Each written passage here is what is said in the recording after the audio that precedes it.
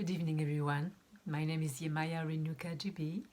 I am speaking for the Embrace Mentoring to the Heart of the Matter, which I founded about a year ago in order to bring my 30 years of expertise in empowerment, embodiment, and healing into this online platform so that I can reach communities from diverse places in the world. This week I'm preparing to take a group of women that are willing to dig deep into this journey called From Grief to Love. And I wanted to speak with you tonight specifically about all that can be happening around us and is poisoning our journey of grief.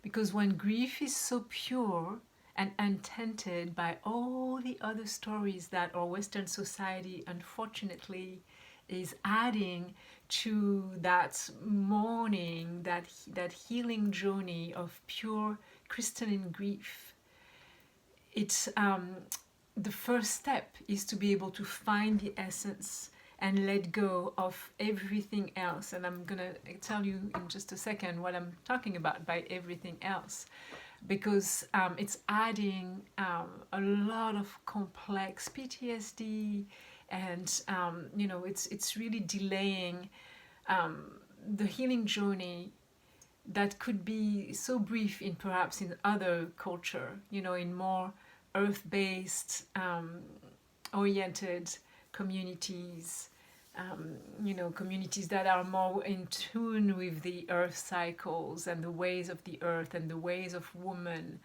honoring the feminine, and the cycle of birth and decay and death, and the support of community when people have had deep losses that really minimize the growth of mental illness and depression, and all that we are seeing at this time on the planet in the Western society, due to our isolation, disconnection, the speed of the pace of life that we are pushed towards, as we need to manifest more and more ways of surviving, and making ends meet and so on.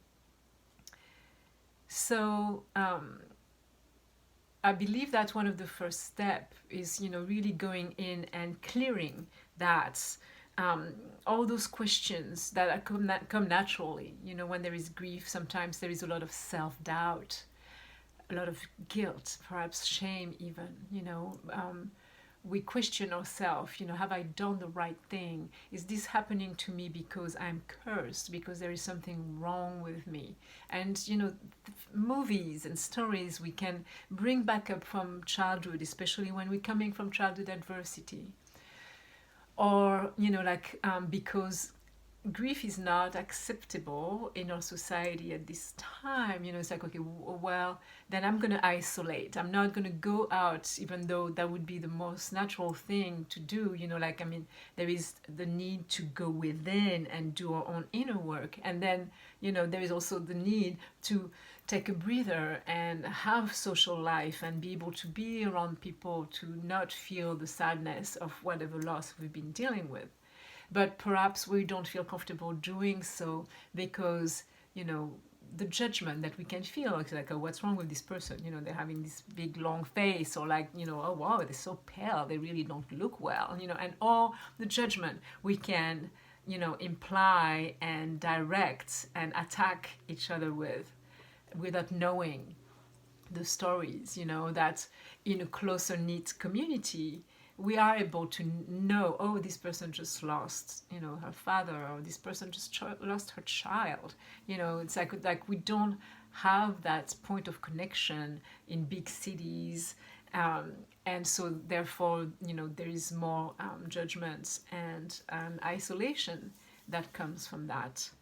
So a really big cleansing process needs to happen, and that is part of the journey that I am offering to people that are working with me in my somatic bodywork practice, but also in this journey that is going to be a 12-week journey from grief to love, specifically for women. I have a few spots left.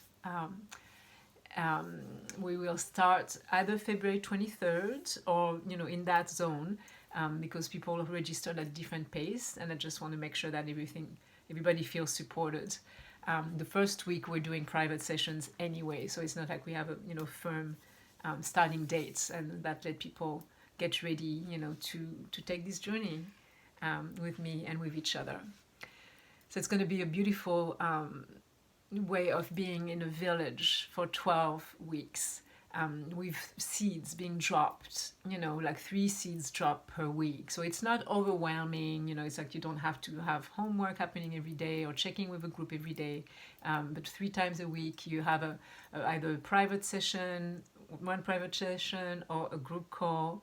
And then you receive a video, and you receive a guided meditation or an article with a piece of homework. So that's kind of a heartbeat that this, it's like every third day you're receiving something, and you are coming together with the group mind and the heart's mind of this healing that is not just for people that are healing from grief themselves, but also for people that are interested in acquiring more tools to be able to work and support people that are going through any type of loss or grief.